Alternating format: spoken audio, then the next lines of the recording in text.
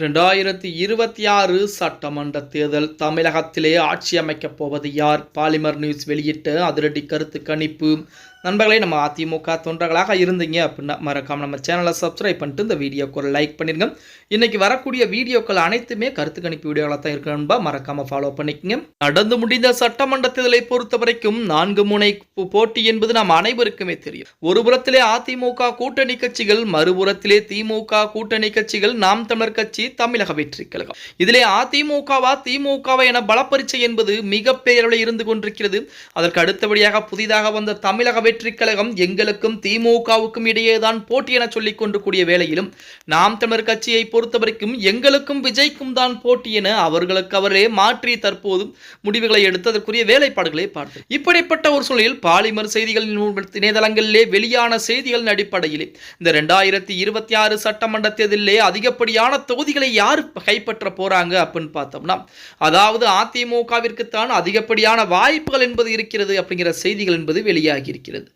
கடந்த 23ஆம் தேதி ஒரே கட்டமாக தமிழகம் முழுவதுமே சட்டமன்ற தேர்தல் வாக்குப்பதிவு என்பது நடத்தப்படும். அந்த வாக்குப்பதிவு முடிவுகள் என்பது வருகின்ற 4ஆம் தேதி என்பது முடிவுகள் எண்ணப்பட்டு அறிவிக்கப்பட இருக்கிறது. அந்த நாளிலே அதிமுகவுடைய ஆட்சி தான் அமையப் போகிறது என அதிமுகவினருக்கு எடப்பாடி பழனிசாமி நேற்று தினம் கூட அறிவிப்புகளை கொடுத்திருந்தார்.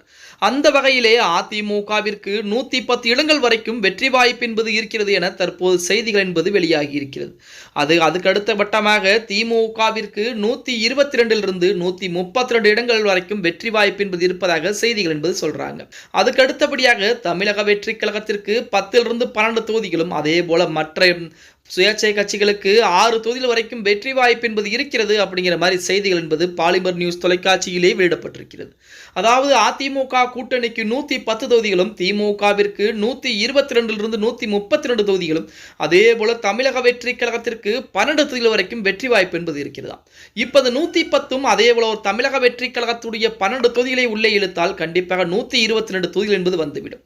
அப்படி வரக்கூடிய ஒரு சூழல் என்பது ஏற்பட்டால் தமிழகத்திலே தொங்கு சட்டசபை என்பது உருவாவதற்கு அதிகப்படியான வாய்ப்புகள் என்பது இருக்கிறது. கூட்டணி ஆட்சி என்பது நடப்பதற்கு அதிகப்படியான வாய்ப்புகள் என்பது இருக்கிறது என செய்திகள் என்பது ஒருபுறம் வெளிவந்து கொண்டிருந்தாலுமே, மறுபுறத்திலே அதிமுக கண்டிப்பாக 130 வரைக்கும் வெற்றி வாய்ப்பு என்பது பெறக்கூடிய ஒரு சூழல் என்பது இருக்கிறது என சொல்லி இன்னும் சில நிறுவனங்களும் கருத்துக்களை நடத்தி வெளியிட்டிருக்காங்க.